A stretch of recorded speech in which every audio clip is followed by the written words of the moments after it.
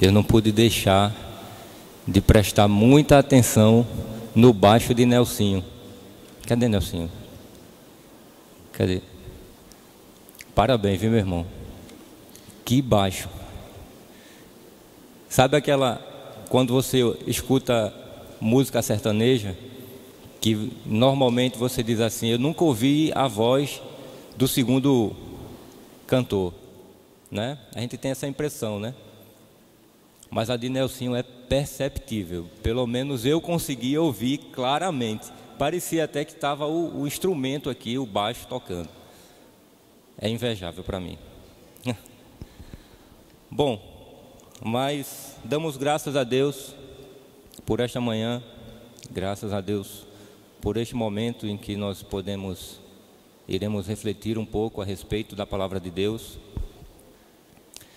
E nosso pastor Joésio me pediu para trazer a reflexão da segunda carta aos Coríntios, do capítulo 5, nesta semana. É muito prazeroso estar aqui com os irmãos. Os irmãos já sabem da minha disposição, da minha boa vontade de estar aqui. Não porque eu desejo engrandecer meu nome ou porque eu desejo aparecer, mas porque realmente eu me sinto à vontade em estar aqui na PIBEM e conversarmos a respeito da palavra de Deus, dialogarmos. E como eu costumo dizer aos irmãos, todos vocês são livres e perfeitamente habilitados para pesar tudo aquilo que vai ser falado.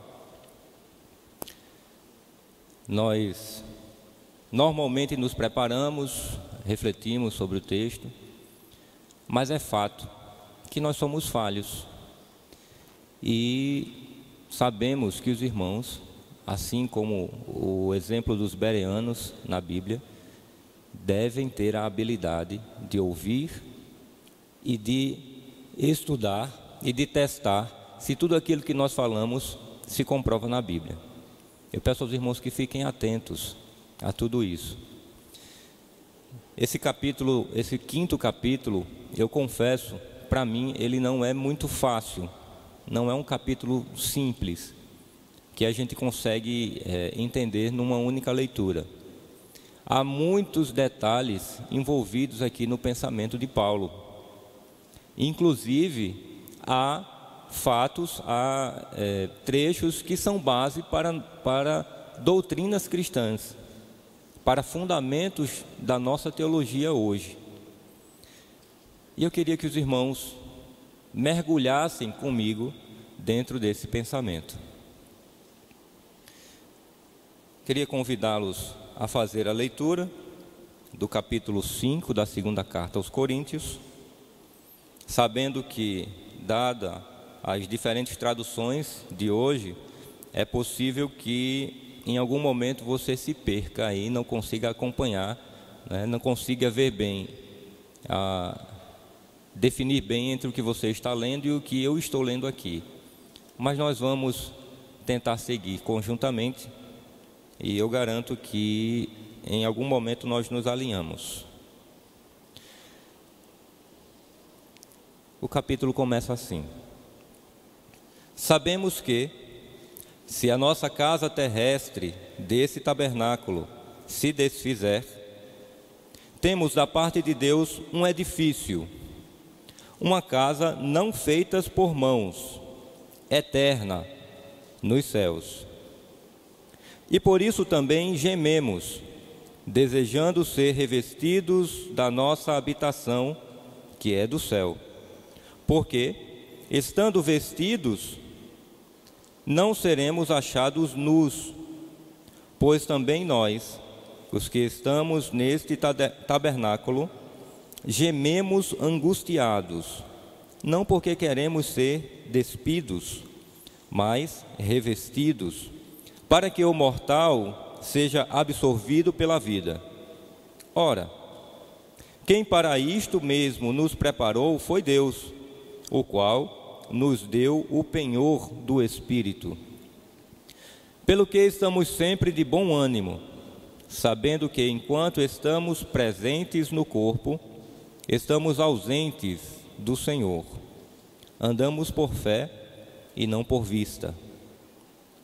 Mas temos confiança, preferindo deixar este corpo e habitar com o Senhor, pelo que muito desejamos ser-lhe agradáveis, quer presentes, quer ausentes.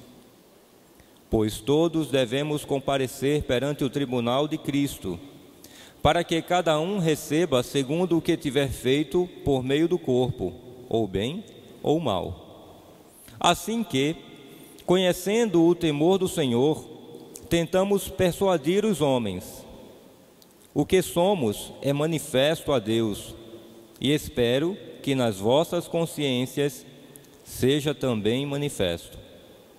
Não nos recomendamos outra vez a vós, mas damo-vos ocasião de vos gloriardes por nossa causa, para que tenhais que responder aos que se gloriam na aparência e não no coração.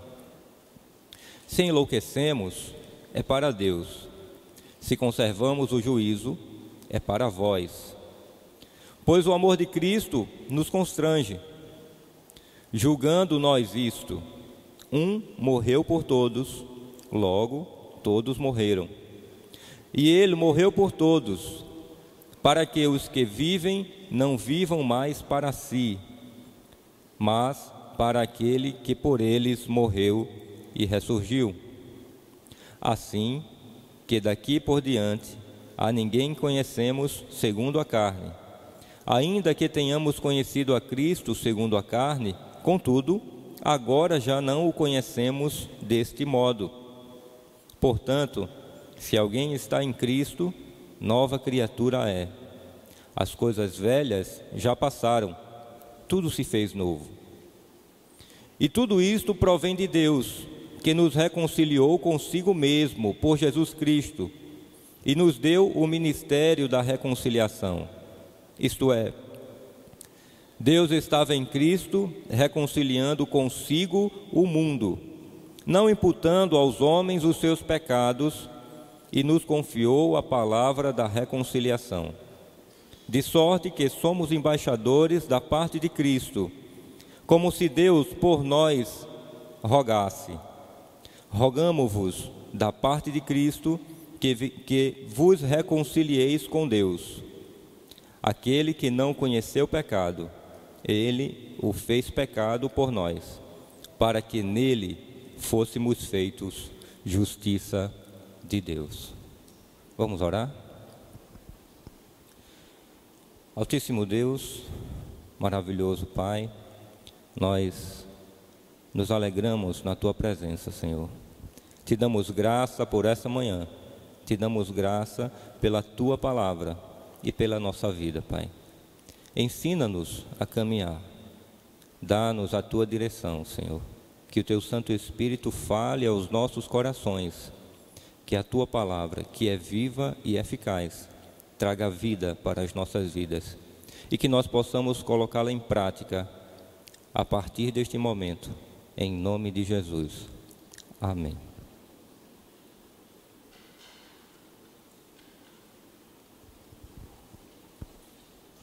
Meus queridos, como eu havia comentado inicialmente, e os irmãos provavelmente puderam perceber, não é um capítulo fácil.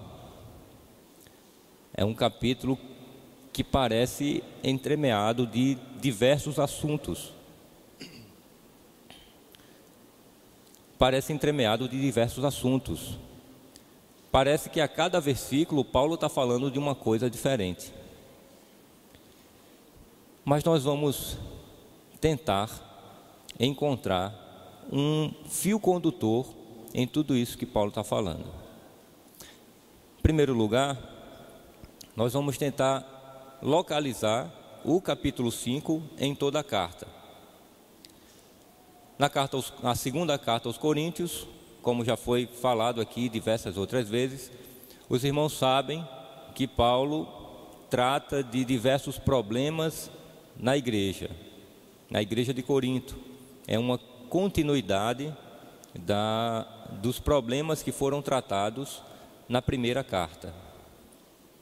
Os irmãos lembram do início do capítulo, assim como em toda a carta de Paulo, ele começa com uma saudação breve, uma saudação simples, que é o que caracteriza o texto de Paulo como uma carta. Logo em seguida, ele fala um pouco, nessa segunda carta, ele fala um pouco a respeito das consolações que ele tem recebido de Deus. E ele exprime a ideia de que ele é consolado por Deus nas suas tribulações, para que, uma vez sendo consolado, ele possa consolar aos irmãos. Eu acredito que quem está aqui e lembra e estava presente no dia em que nós falamos a respeito, vai lembrar a respeito dessa ideia. Vai lembrar desta ideia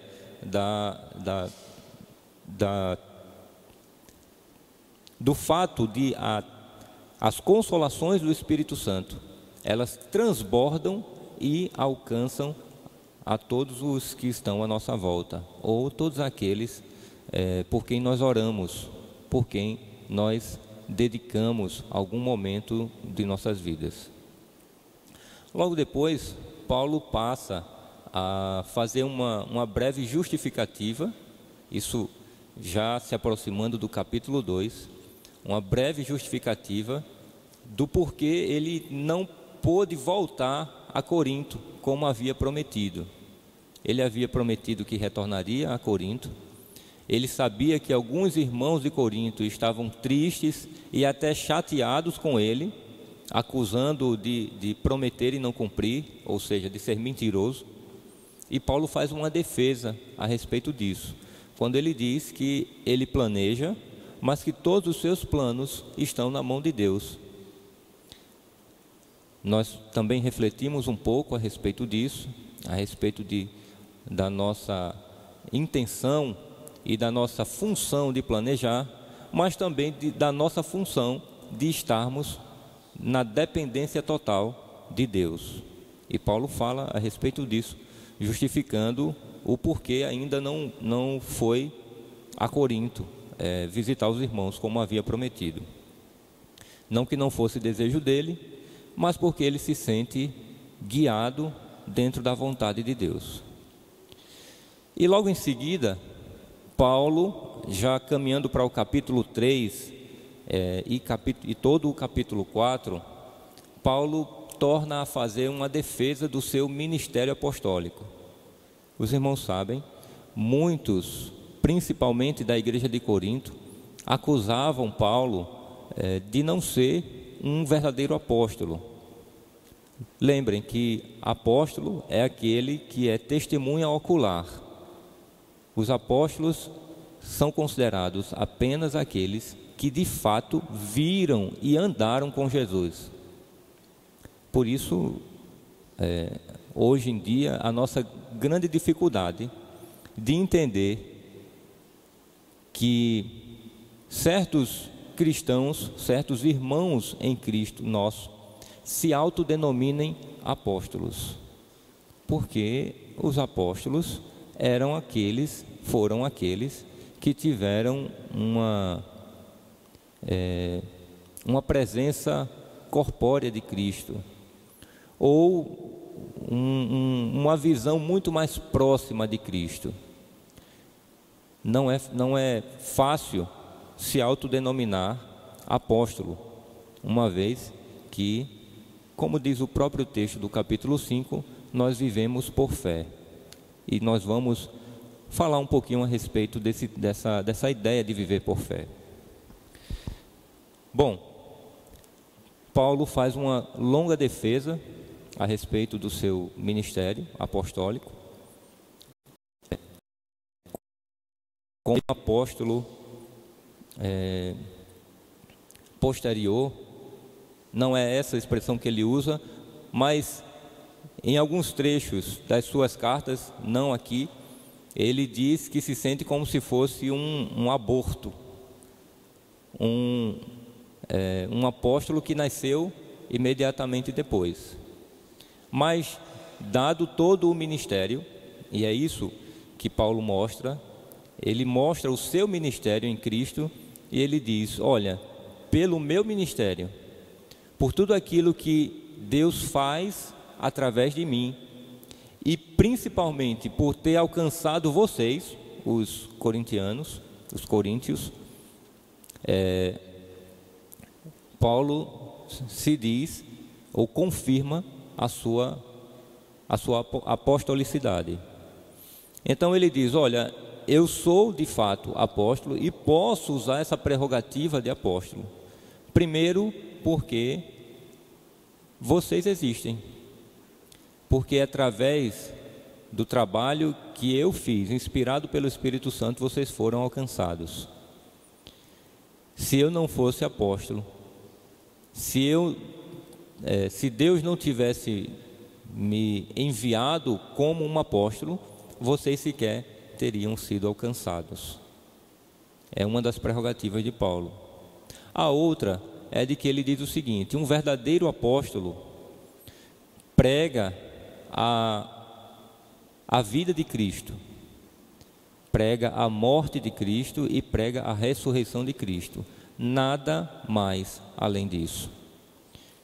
Em outras palavras, o ministério de Paulo, o ministério ao qual ele se dedica, é o ministério da pregação da graça por meio de Cristo. E a graça por meio de Cristo se revela através da sua morte e da sua ressurreição, para alcançar todos os homens. E a partir deste momento, Paulo entra no capítulo 5, ou nós entramos no capítulo 5, lembrando que quando Paulo escreveu, obviamente ele não saiu dividindo capítulo 1, versículo 2, a carta originalmente não é escrita assim, é uma carta corrida. Essa divisão, ela é muito posterior, ela é feita na Idade Média, ou em fins da Idade Média, apenas para a nossa facilidade de estudo, é uma divisão didática para nós, mas o texto original, ele não saiu dividindo, vou fazer agora o capítulo 1, e escreve o versículo 1, Paulo não fez assim. Então, se alguém pensava dessa forma, que eu acredito que não pensava, entenda que a carta não foi feita assim.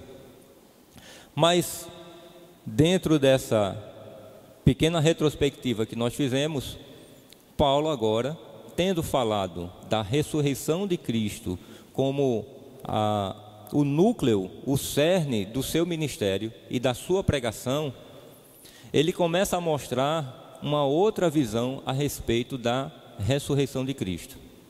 Ele começa dizendo o seguinte: sabemos que a nossa casa terrestre, deste tabernáculo, se ela se desfizer, temos da parte de Deus uma casa não feita por mãos, eterna, nos céus. Uma vez que Paulo falou da ressurreição de Cristo, da ressurreição corpórea de Cristo, ele começa a falar da nossa esperança de ressurreição, da esperança que os crentes, os cristãos, aqueles que servem a Cristo, alimentam e são alimentados pelo Espírito Santo de Deus. Como eu disse aos irmãos, esse trecho, esse capítulo 5, ele é de extrema importância para a teologia cristã, porque ele vai abordar assuntos basilares, assuntos que estão na base da nossa teologia. Temas como ressurreição, temas como pecado, temas como transmissão de culpa, ou o fato de nós termos herdado a culpa de Adão, ou a corrupção do gênero humano, dependendo da sua visão teológica. Todos esses temas são tratados aqui. E ainda fala um pouco de escatologia. Vejam quanta coisa Paulo conseguiu falar num pequeno trecho do seu texto. Os irmãos não fiquem esperando eu falar sobre tudo isso, nem daria, né? São temas que, pelo menos no seminário, a gente passa vários semestres estudando. Eu não vou conseguir falar aqui em 30 minutos sobre cada uma dessas bases teológicas. Mas em alguns momentos a gente vai ressaltar um pouquinho sobre elas. Os irmãos percebam que o início do capítulo, pelo menos até o versículo 7, versículos 6, 7, do versículo 1 até o versículo 7, Paulo apresenta uma visão que aos nossos olhos, no nosso jeito de pensar ocidental, contemporâneo, parece extremamente pessimista. Ou melhor, parece que Paulo era perseguido por uma ideação suicida. Os irmãos sabem bem do que eu estou falando. Em tempos como hoje, em que depressão é considerado o mal do século, é uma doença extremamente comum, praticamente todos nós somos alcançados, atingidos em algum grau por ela. Se nós mesmos não sofremos em algum momento das nossas vidas de depressão, estamos extremamente sujeitos a sofrer, ou pelo menos temos alguém dentro da nossa casa que sofreu ou que está sofrendo de depressão. E com a depressão, obviamente, também é conhecido por todos que a ideia de suicídio é extremamente forte. Nós temos ouvido falar muito recentemente de pastores da nossa denominação, que infelizmente, dado ao nível elevado da sua patologia, da sua doença, chegam a se suicidar. E os irmãos, por favor, se em algum momento julgaram que depressão é proveniente de pecado ou que é falta de fé, esqueçam essa ideia. Esqueçam essa ideia. Depressão é doença, gente. E a gente não pode simplesmente relativizar uma doença. Doenças precisam ser, primeiramente, prevenidas. Segundo, se a pessoa ficou enferma, ela precisa ser tratada. E se há necessidade de medicamento, deve ser ministrado medicamento. Ninguém ache que porque o apóstolo fulano de tal vai fazer uma oração e eu vou ficar curado da minha depressão. Não é falta de fé da minha parte, nem da sua parte, se você discordar desse pensamento. Não é falta de fé. É simplesmente consciência de uma realidade. Mas, para além desse apelo que eu agora faço, Paulo parece apresentar um pensamento suicida nesses primeiros versículos.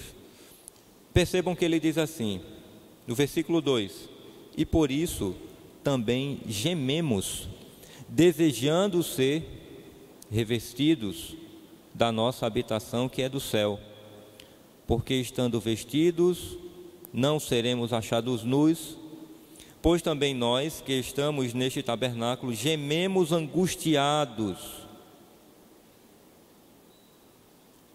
Parece que Paulo está pedindo constantemente para morrer. E de fato, em algum momento das suas cartas, ele diz que está, de certa forma, angustiado, porque ele deseja morrer e estar com Cristo. Mas ele também se sente dividido, porque deseja estar com os irmãos e continuar a obra de Cristo. O que Paulo então quer falar a respeito desse gemido. E onde será que isso vai chegar na nossa reflexão hoje? Vejamos o seguinte, meus irmãos, em momento nenhum, Paulo diz aqui que está prestes a tirar a própria vida. Isto sequer passava na mente de Paulo. Em primeiro lugar, porque Paulo não era doente, nem se desesperava no sentido de dizer: minha vida é horrível, minha vida não presta, eu não consigo fazer nada, nada dá certo. Não é assim. Paulo, ele se colocou de forma completa, de forma inteira nas mãos de Deus. E ele entendia que, conforme ele mesmo disse, não era mais ele quem vivia, mas era Cristo que vivia nele. Eu percebo aqui, inclusive, um pouco da nossa ideia a respeito de dízimo. Lembram quando a gente fala de dízimo? Pelo menos os que se batizaram agora em dezembro passado, e que em alguns momentos nós conversamos a respeito de algumas doutrinas, de alguns ensinamentos bíblicos. Um deles foi sobre dízimo. Graças a Deus, nós conseguimos desmistificar muita coisa a respeito de dízimo. E uma coisa que eu fiz questão de deixar claro é o seguinte: quando nós entregamos o nosso dízimo, nós não estamos tirando do que é nosso para dar a Deus. Não é assim. Pelo contrário, a gente está ficando para nós aquilo que é de Deus. O dízimo não importa necessariamente aquilo que eu tiro, o que importa é aquilo que eu fico. Ora, se tudo o que eu tenho é de Deus, e eu já declarei isso abertamente, se eu já disse quando entreguei minha vida a Cristo, e eu costumo dizer nas minhas orações que de Deus é a minha vida, de Deus são os meus dons, se de Deus é tudo que eu tenho, que eu sou e que eu posso vir a ser, como é que eu posso achar que eu estou tirando algo de mim mesmo, se eu nada tenho? Se eu tirar um pouco do que eu tenho para dar a Deus, eu vou dar nada. Porque 0 vezes qualquer número, os irmãos sabem bem da matemática, é 0. Do contrário, tudo aquilo que eu aparentemente tenho é de Deus. E daquilo que Deus me permite usar, eu tiro alguma parte para mim mesmo. Da mesma forma, Paulo entende que a vida dele é assim, inteira, completa para Deus. Então ele não poderia ter a ideia de tirar a própria vida, uma vez que ele já não tem mais vida. A vida não é de Paulo, a vida é de Deus. Como seria interessante e importante se a gente conseguisse chegar a esse nível de pensamento também. Hoje nós vemos uma infeliz decadência do pensamento cristão. Os cristãos achando que tudo é deles, inclusive Deus também é deles, a ponto de pedirem de ordenarem que Deus faça aquilo que eles querem que seja feito. Ou você nunca orou assim? Eu já orei assim. E por muito tempo. E olhe, nos meus vacilos ainda oro. E digo: Deus, eu quero. Deus faz assim. Deus me dá isso. Deus, se o Senhor não fizer, eu não quero mais conversa contigo. Não é?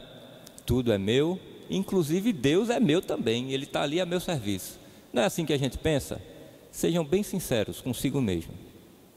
É assim que a cristandade hoje em dia tem se desenvolvido, infelizmente. E Paulo, ao invés disso, ele dizia: tudo é de Deus. E eu estou gemendo, eu estou chorando, eu estou clamando, enquanto vivo neste plano terrestre, enquanto estou aqui nesta existência. Estou desesperado. Lembram que no capítulo 1, ele usou a expressão: desesperamos até da própria vida.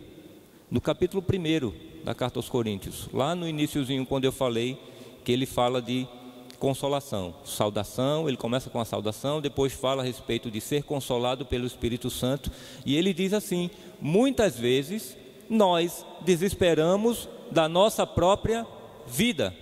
O que é desesperar da própria vida? Perder as esperanças de que continuaria vivo. E agora ele diz assim: nós gememos. Mas percebam, Paulo não está gemendo e pedindo a Deus para morrer. Vamos ler de novo? Ele diz assim: e por isso também gememos, desejando ser revestidos da nossa habitação. Paulo não pede morte, ele pede mais vida. Em nenhum momento Paulo pedia para morrer, mas ele gemia e clamava por mais vida. E esse desejo de viver, seja na terra, seja fora da terra, era com um único objetivo. Paulo diz assim: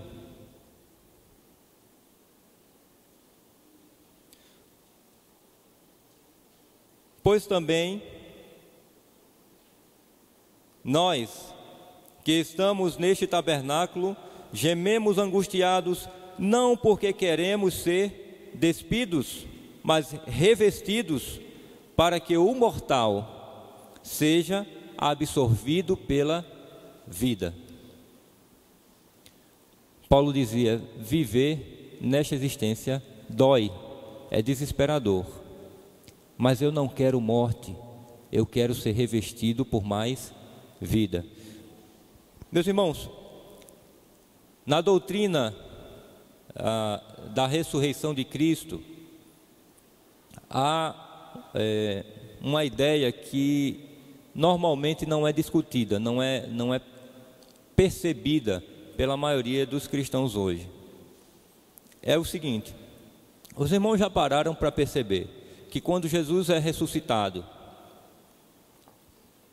ele permanece andando entre os discípulos, aparecendo entre os discípulos em diversas ocasiões. Disso todos sabemos. A questão é o seguinte: todas as vezes que Jesus aparece, ele não é reconhecido. E algumas vezes as pessoas se assustam de tal forma que ele precisa dizer: não tenham medo, não temam. Vejam, como é que 2 dos discípulos, que passaram 3 anos das suas vidas caminhando com Cristo diariamente, de repente se veem numa estrada, no caminho para Emaús, andando quase um dia inteiro, conversando com Jesus Cristo, e só reconhecem Jesus no momento da ceia. Os irmãos já pararam para perceber isso? Como é que eles estavam andando ali, conversando com uma terceira pessoa, e não reconheceram de imediato que aquele era Jesus? Por quê? Porque a doutrina da ressurreição, e os irmãos vão ver isso na primeira carta aos Coríntios, no capítulo 15, versículos 50, 51 em diante, até o final. Os irmãos podem consultar depois. Que Paulo diz assim: olha, primeiro, aqueles que estão mortos serão ressuscitados e serão transformados. E nós, os que estamos vivos, seremos transformados. A doutrina da ressurreição não despreza a questão do corpo. O nosso corpo é corruptível. E no pensamento cristão, no pensamento de Paulo, esse corpo corruptível, de modo algum, poderia se apresentar diante de Deus. Então é necessário que esse corpo seja transformado. Os irmãos já ouviram falar a respeito do tema corpo glorioso. Pois bem, o próprio corpo de Cristo, quando ressuscitado, sofreu uma transformação. Não era mais o mesmo corpo. Por isso, Jesus Cristo não era reconhecido. Ele precisava dizer quem ele era, ou ele era reconhecido pelos seus atos. Tomé viu e só reconheceu quando ele disse: toca aqui minha mão, olha aqui, sou eu mesmo. Por que Tomé não falou de imediato, quando Jesus apareceu, ele disse: ó, Jesus, meu Senhor? Mas não, ele disse: olha, toca aqui a minha mão, vê se não sou eu mesmo. O corpo de Cristo estava transformado.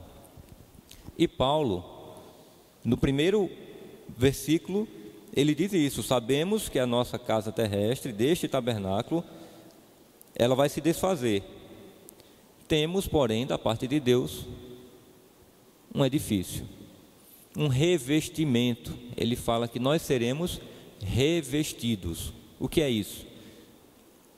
A ideia de revestidos aqui é como alguém que coloca um casaco. Já existe uma roupa e você coloca um casaco por cima, uma outra roupa que cobre aquela que está embaixo. E dentro dessa ideia, Paulo diz assim: a minha ansiedade, a minha angústia, o meu desejo é alcançar esse revestimento, esse corpo de vida e não de morte. É ir para um outro patamar da minha própria existência, para um outro estado em que eu não mais serei afligido. Ele diz: pelo que estamos sempre de bom ânimo, sabendo que, enquanto estamos presentes no corpo, estamos ausentes do Senhor. Esse é o versículo 6. Enquanto estamos presentes no corpo, estamos ausentes do Senhor. Em primeiro lugar, ele mantém bom ânimo e não pessimismo. Ele mantém suas energias revigoradas, mesmo diante de toda tribulação.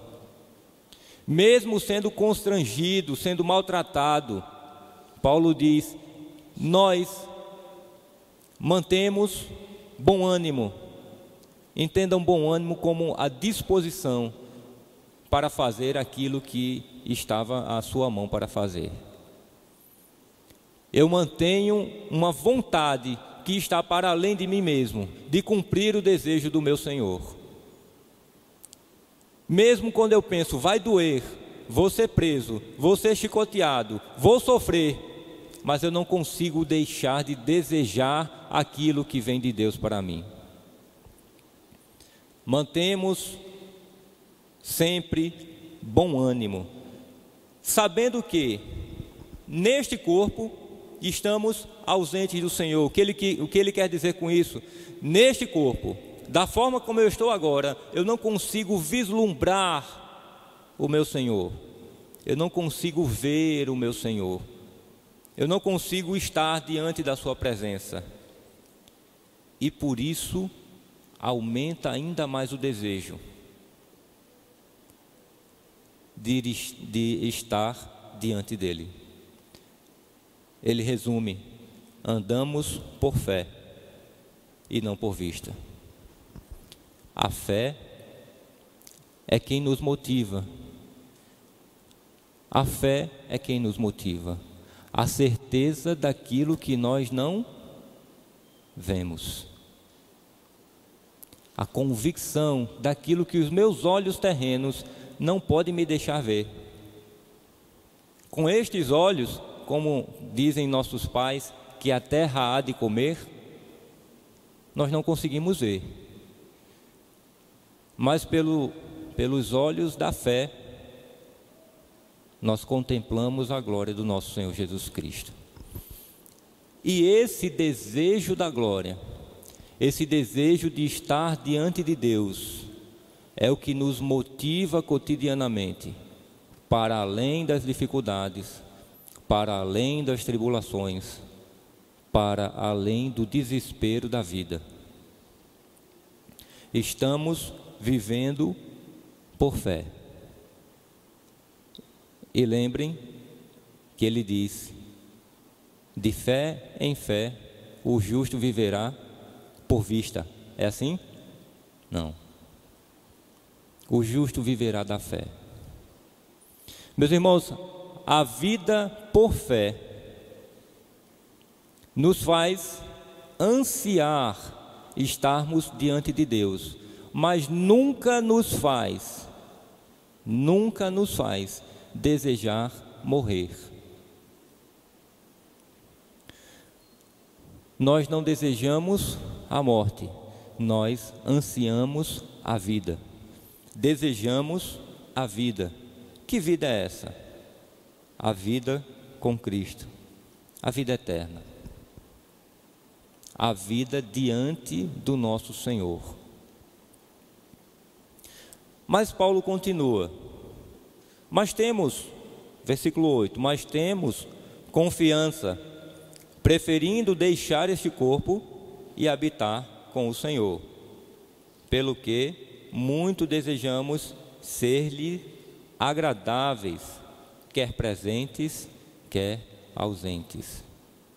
Justamente pelo desejo de estar com Deus, de estar diante de Deus, nós somos motivados a agradar ao Senhor.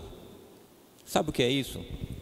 Ele diz o seguinte: eu não espero para ter Deus como meu Senhor só depois que eu morrer. Deus é meu Senhor já agora. Ele é o meu Senhor agora. Se Ele me quer vivo, é para a glória dEle. Se eu morrer, também é para a glória dEle. Ele é o meu Senhor já neste momento. E é por isso que a minha função, o meu dever, é agradá-lo.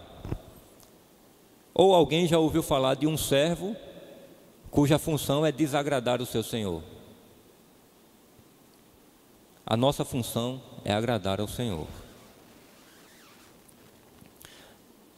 E aí Paulo entra num momento bem difícil desse capítulo. Paulo começa a falar sobre o julgamento, sobre estar diante de um tribunal. Percebam, ele diz assim: pois todos devemos comparecer perante o tribunal de Cristo, para que cada um receba segundo o que tiver feito por meio do corpo, ou bem ou mal. Assim que, conhecendo o temor do Senhor, tentamos persuadir os homens.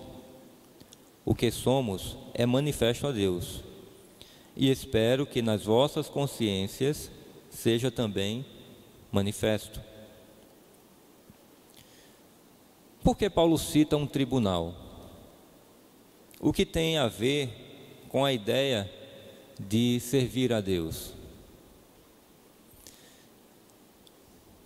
Naquele tempo do período de Paulo, na Grécia, os julgamentos na Grécia eram feitos com o que hoje nós conhecemos como júri popular. Me perdoem os advogados, mas do que eu entendo de júri popular, além do juiz ou dos juízes que estão ali julgando, na plateia há também pessoas que são convidadas, habilitadas para isso, para assistir todo o processo e votarem também no final. Elas têm um poder de voto. Em outras palavras, a plateia também julga, também faz parte do julgamento. Na Grécia Antiga era assim, pelo menos na maioria dos estados gregos. Os cidadãos, eles podiam adentrar o ambiente em que estava havendo um julgamento. Quando eles entravam, eles recebiam 2 peças de metal, parecidas com um disco de metal. Uma peça era maciça, a outra peça era oca, mas vista de fora elas eram idênticas. Só quem tocava nela sabia pelo peso que uma era oca, a outra era maciça. E eles assistiam o julgamento, e no final, na hora de julgar, de definir de fato se o réu era culpado ou inocente, havia dois depósitos, 2 espécies de caixas. Uma caixa de metal, um depósito de metal, e outro depósito de madeira. Quem quisesse condenar, colocava um dos objetos na caixa de metal. Eu não lembro agora se era o objeto maciço ou se era o objeto oco. Salvo engano, era o objeto maciço, ele ia para a caixa de metal. E o oco colocava na caixa de madeira. A caixa de madeira nem era contada, não era levada em conta. Depois que todo mundo depositasse o seu objeto, eles iam contar dentro da caixa de metal quantos objetos maciços estavam ali. Os ocos eram os votos pela absolvição e o maciço era o voto pela condenação. Isso provocava que, quando alguém entrava num tribunal e recebia aquelas 2 peças, ele mantinha um estado de reverência, de atenção. Porque uma vez que ele seria participante do julgamento, ele iria julgar, ele precisava estar atento. Era diferente, por exemplo, quando nós vamos para um teatro e nós pagamos o ingresso, compramos pipoca, estamos ali sentados de forma bem relaxada, comendo pipoca, e vez ou outra conversamos, às vezes até perdemos a cena, né? Prestamos atenção para o ambiente, enfim, a gente fica à vontade. Naquele ambiente ali do tribunal, as pessoas que estavam com o objeto, elas ficavam muito atentas àquilo que estava acontecendo. O que Paulo ressalta aqui, quando ele fala do tribunal de Cristo, é que ele diz o seguinte: nós compareceremos ao tribunal, seja para ser julgado, seja para julgar. E se nós compareceremos ao tribunal de Cristo, cujo processo já está em andamento, percebam que ele diz assim: tudo que este corpo fizer de bem ou de mal, significa, neste momento, este corpo está sendo julgado, está em processo de julgamento. Nós já estamos agora diante do tribunal de Cristo. O tribunal não vai acontecer só, sei lá, daqui a não sei quanto tempo. O tribunal, o processo, o julgamento está acontecendo agora. E Paulo diz assim: prestem bem atenção, nós estamos diante de um julgamento, nós estamos como réus, ou também estamos como juízes, diante de um tribunal. Sabe o que Paulo quer chamar a atenção de todos? Ele quer chamar a atenção de todos para uma vida de reverência diante de Deus. Permaneçamos atentos e com os olhos bem abertos. Tudo que nós fazemos será julgado. E de outra forma, em algum momento nós também julgaremos. Lembram que Jesus falou, numa das suas comparações, ele diz assim: olha, entra em acordo com o teu inimigo enquanto estiver a caminho do julgamento. Entra em acordo com o teu inimigo enquanto estiveres a caminho do julgamento. O que é esse caminho para o julgamento? É a nossa vida presente, é a nossa existência.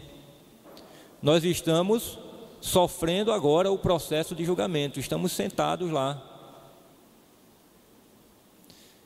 E em alguns momentos, nós também estamos vendo nossos parceiros, nossos colegas, nossos inimigos sendo julgados.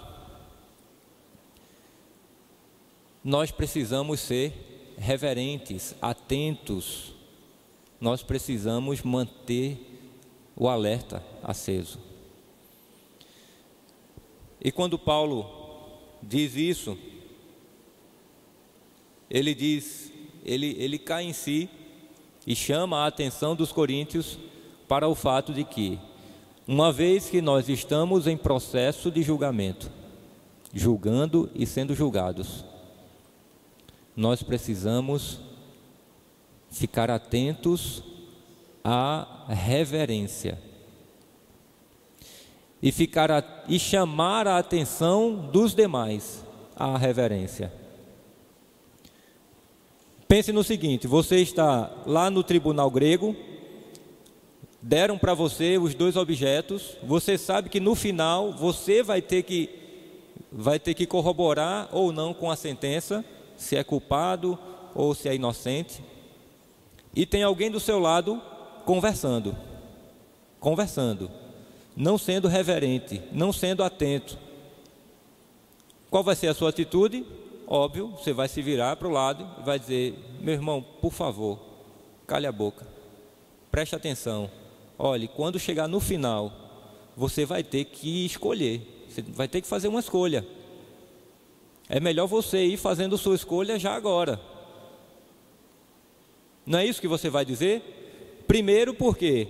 Porque você precisa ficar atento, você precisa ser reverente, você precisa se concentrar para tomar a sua própria decisão. Segundo lugar, porque você vai alertar a pessoa que ela também precisa tomar a decisão dela. Qual é a função da igreja na terra, gente? Qual é a função sua na terra?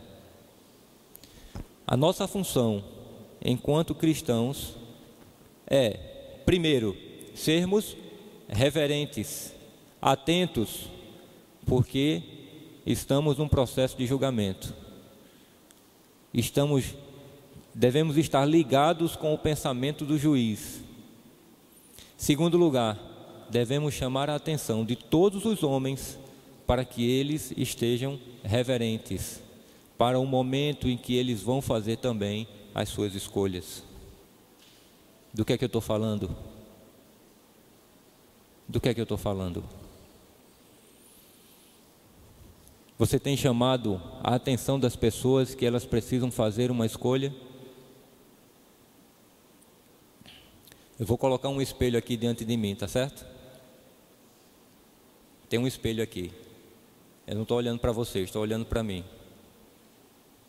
Petrônio, você tem chamado a atenção das pessoas para o fato de que elas precisam fazer uma escolha? Você tem estado em atitude de reverência diante do grande tribunal para que você possa escolher da forma correta?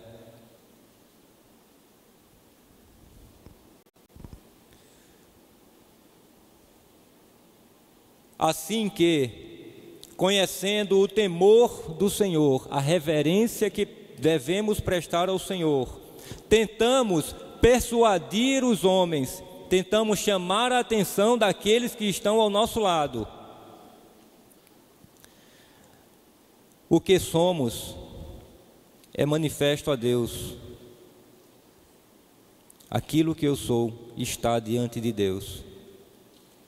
E espero que nas vossas consciências seja também manifesto. Eu espero que a consciência de vocês também esteja diante de Deus.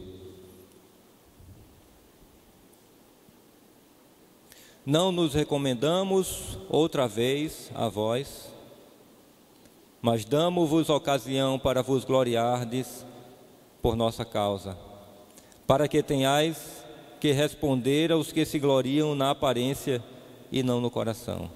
Se enlouquecemos, é para Deus.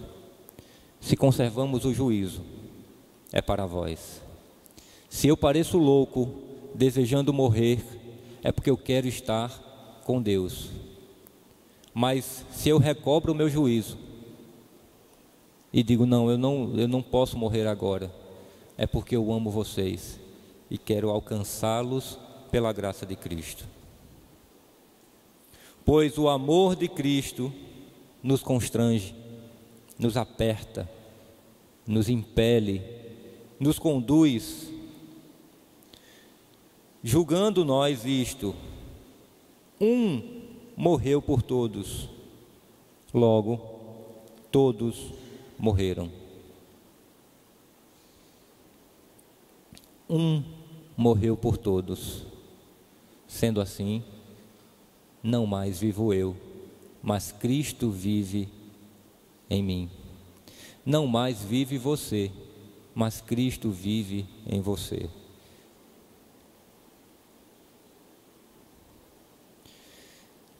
E Ele morreu por todos, para que os que vivem não vivam mais para si mesmos, mas para aquele que por eles morreu e ressurgiu. A nossa vida não é nossa. A minha vida não é minha. Quando eu morri, acabou-se petróleo. Agora o que existe é um objeto de Deus, ou pelo menos é o que deve existir. De vez em quando eu quero ressuscitar Petrônio, né? De vez em quando eu digo para Petrônio: Petrônio, sai fora. Às vezes eu chamo ele lá do túmulo, já faz 4 dias, às vezes eu chamo o Petrônio lá do túmulo e vou caminhar com ele. Mas Jesus Cristo é quem deve viver e não eu.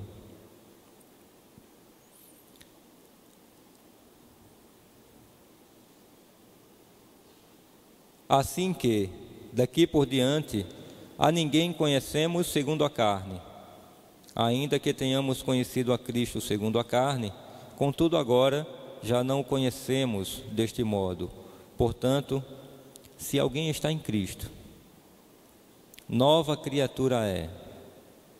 As coisas velhas ficaram para trás. Tudo se fez novo.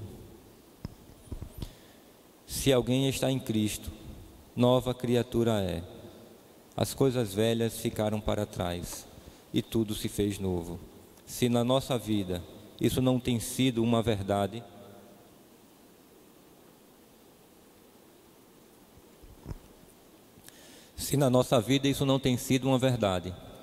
é porque nós ainda precisamos morrer com Cristo para ressuscitar para a glória dele.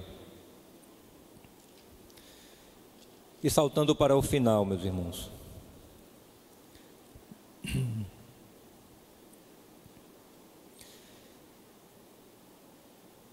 saltando para os nossos versículos finais, No versículo 20, ele diz assim: de maneira que somos embaixadores da parte de Cristo, como se Deus por nós rogasse. Rogamo-vos da parte de Cristo que vos reconcilieis com Deus. Nós não vivemos mais para nós mesmos. Nós não falamos mais por nós mesmos. O embaixador, ele não fala aquilo que é a vontade dele. Ele fala estritamente aquilo que o rei mandou falar.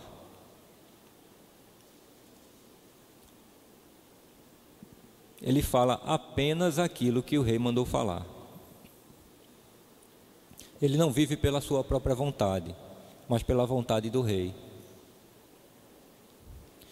Nós somos embaixadores de Cristo, então nós não vivemos mais conforme a nossa própria vontade. Nós seguimos o fluxo da vontade de Deus. O interessante é que o fluxo da vontade de Deus, muitas vezes, é contrário ao fluxo da vontade do mundo. Por que muitas vezes? Há momentos em que estão na mesma direção? Sim, há. Há momentos em que estão na mesma direção. Quando a vontade do mundo é uma vontade de vida, é uma vontade de bênção, sim, essa também é a vontade de Deus para toda a humanidade. Mas quando a vontade do mundo é uma vontade de morte e de afastamento de Deus, então nós vamos veementemente nadar contra a corrente. Nós precisamos aprender a viver em reverência. Nós precisamos criar a consciência de que estamos hoje em processo de julgamento. Estando em processo de julgamento, cada atitude nossa, cada ação, cada pensamento, como dizem aqueles filmes policiais, né? Lembra aqueles filmes da polícia norte-americana, né? Cada palavra que você falar pode ser usada contra você em juízo, você tem o direito de ficar calado. Não é assim que dizem, né? Quem gosta de filme policial já viu muito essa cena. É tão repetitivo que quando o policial prende o bandido, a gente já repete, né? A gente já fala. Então percebam, nós vivemos numa atitude de reverência. Mas isso parece ser uma doutrina muito pesada, Petrônia. Muito pesada. Será que isso não está beirando aí um farisaísmo de colocar um peso nas costas dos outros e a pessoa viver em eterna pressão, acordar e pensar, estou sendo julgado, vai almoçar e pensa, estou sendo julgado, está andando pelo caminho, estou sendo julgado. Fica difícil viver assim, não fica? A dica é a seguinte: nós precisamos ressuscitar com Cristo, porque a partir do momento que nós formos novas criaturas, tudo fica leve. A partir do instante em que a gente reconhece que não somos mais nós quem definimos, quem vivemos, a gente até planeja, como Paulo planejou ir a Corinto. Mas a gente entrega o nosso planejamento nas mãos de Deus. Sabe aquele momento em que você ora, faz uma oração longa, uma lista enorme de pedidos para Deus, e no final você diz bem rapidinho, seja feita a tua vontade, né? Você pediu um monte de coisa para Deus, aí no final, bem rapidinho, quase de forma imperceptível, você diz assim, seja feita a tua vontade. Na verdade, você não queria dizer isso. Porque o que a gente quer é que seja feita a nossa vontade e não a de Deus. A gente quer barganhar com Deus. Dizer a Deus, seja feita a tua vontade, é muito pesado. É difícil. Mais ainda, quando o seu coração está nisso. Será que o nosso coração está realmente dentro dessas palavras?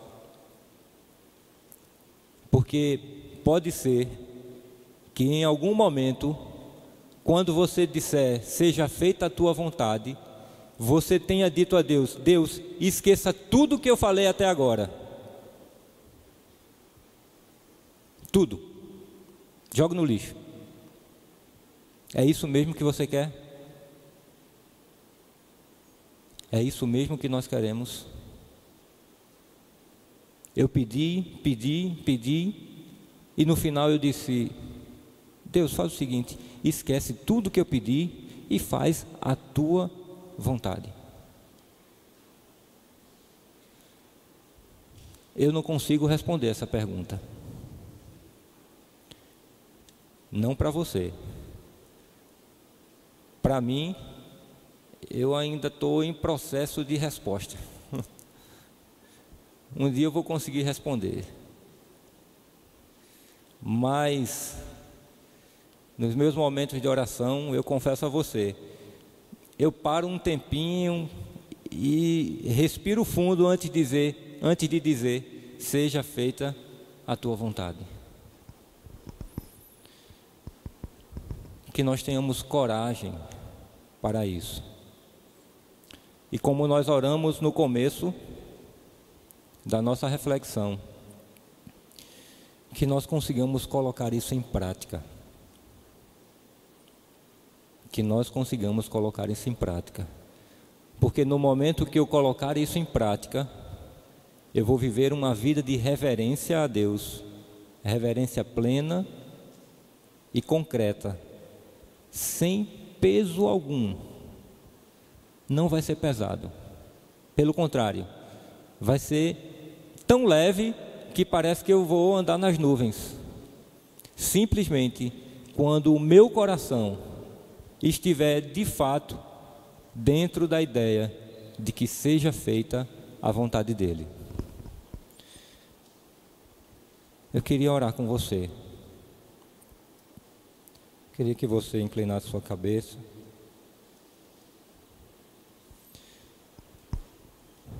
Que você refletisse nos seus pedidos, que você refletisse nas suas últimas orações, nos seus momentos de devoção a Deus, em tudo aquilo que você entregou nas mãos de Deus, em tudo aquilo que você ainda não entregou nas mãos de Deus. E nós vamos dizer a Deus que nos ensine e nos ajude para que nós tenhamos força de seguir a vontade dEle. Nosso Pai Celeste, Tu és de fato o nosso Senhor e Salvador. Ou talvez devêssemos dizer, Tu és o nosso Salvador e consequentemente nosso Senhor. Porque por teres resgatado a nossa vida, Senhor, por teres nos livrado da sentença de morte, Tu ganhaste, Senhor, para Ti mesmo a nossa vida. Nos ajuda a compreender que nós não somos de nós mesmos, Senhor. Que nada do que temos é nosso. Nada daquilo que nós tanto desejamos, ansiamos, será de fato nosso, ou não deve ser nosso. Porque se nós não temos sequer a nossa vida, o que mais teremos? Mas o fato, Senhor, é que nós ansiamos por estar diante da Tua presença. E esse anseio, Senhor, esse desejo, que seja Ele que nos consuma diariamente, cotidianamente. Que seja esse o desejo que nos conduza, o desejo de reverenciarmos a Tua presença, de contemplarmos a Ti, de louvarmos a Ti, de engrandecermos a Ti, Senhor. Seja o nosso alvo, Pai. Que a nossa vida seja para a glória do Teu nome, por meio de Jesus Cristo e da orientação do Teu Santo Espírito. Fica conosco, hoje e sempre. Amém.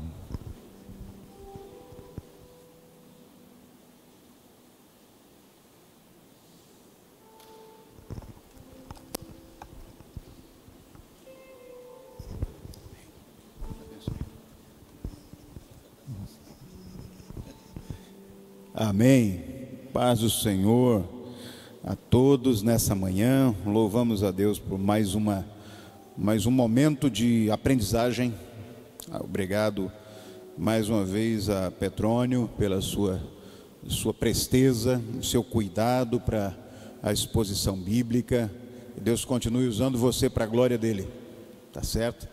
E louvo a Deus por isso. Nós temos durante esse mês de janeiro, é comum nós fazermos sempre a classe única, tá certo? Então nós teremos sempre o nosso culto começando às 9 horas e chegue mesmo às 9. Faça um esforço para você celebrar conosco. Tem as informações, muita coisa boa que você perde quando você chega só na hora da mensagem, tá bom? Então chegue a partir das 9 horas, porque você vai sair mais cedo. Durante o mês de janeiro nós estamos terminando em média exatamente às 10h45, 10h50, e a mensagem já é a nossa classe de EBD, tá bom assim? Então, terminando esse momento, você está liberado para chegar um pouco mais cedo em casa e preparar um almoço gostoso para a família, e às 18 horas nós estaremos de volta com a graça de Deus aqui, tá certo, filhos? Então, louvo a Deus por isso. Quero trazer informação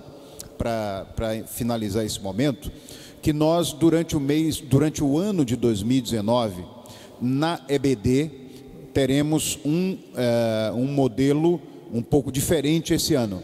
Nós vamos trabalhar 3 livros durante o ano, tá certo? Nós vamos trabalhar o Evangelho de Marcos, nós vamos trabalhar a carta aos Gálatas e a carta aos Colossenses e Filemon. Então teremos um ano muito gostoso de crescimento na palavra, tá certo? São 3 livros. Nós vamos estar trabalhando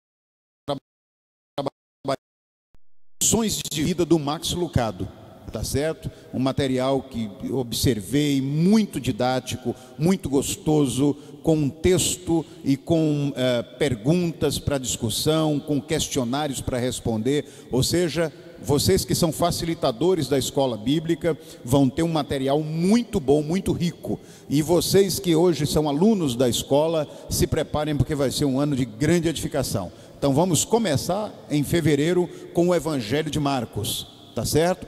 Cada livro tem 12 lições e são livros brochura, tipo brochura, livros bons que vão fazer parte da sua biblioteca. Então a gente vai estar repassando esses livros para vocês.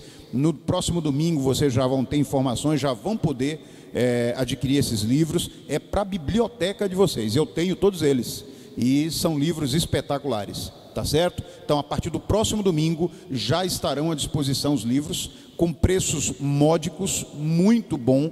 Cada livreto desse vai sair em torno de R$ 8, para você ter ideia, um livro brochura, entre R$ 8 e R$ 9, eu creio. tá certo? Você vai poder adquirir cada um dos livros, pode adquirir os 3 de uma vez, para você já ter guardadinho e ir acompanhando e desenvolvendo. A gente, a partir do próximo domingo, já vai ter uma equipe trabalhando a distribuição desses livros aí, tá bom? Você vai poder fazer isso, inclusive, no cartão de crédito, para facilitar. O importante é que você tenha os seus livros, para você estudar de uma forma organizada, e a sua biblioteca também está sendo recheada de bons livros para a sua edificação, tá bom assim? Então vai ser diferente desse ano de 2018, do ano passado, onde você estava recebendo, catalogando, às vezes alguns ficavam com dificuldade por receber um pouco depois, ou já em cima, né, no mesmo dia, a lição. Então agora você vai ter o seu livro para o ano todo, não tem mais justificativa para dizer que não estudou, que não aprendeu.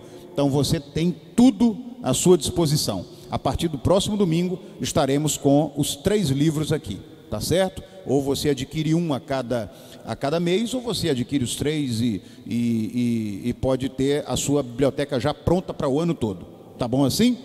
Que o Senhor nos abençoe, que o Senhor continue nos dando direção, que logo mais à noite nós possamos continuar aprendendo do Senhor, continuar desfrutando da graça e do amor dEle, e que você saia desta casa com a certeza que teve um encontro divino com o Senhor, que Ele falou ao seu coração e que você colocou diante dEle um culto que o agrada. É isso que nós desejamos de todo o coração, e que seja feita a vontade dEle na vida de cada um de nós, em nome de Jesus.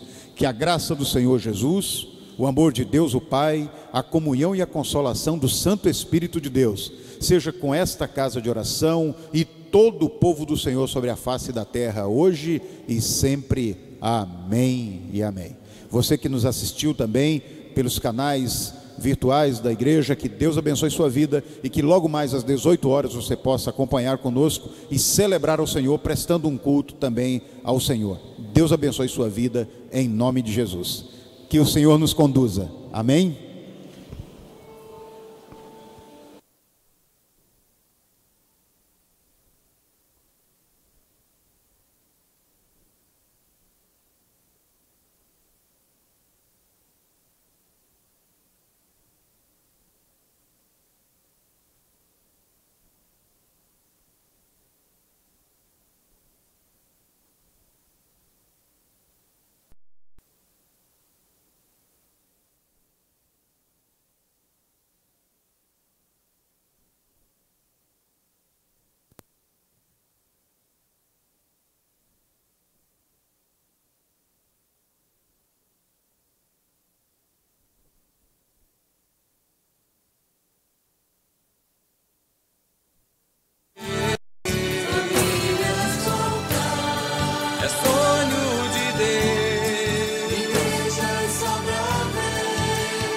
Transformando cidades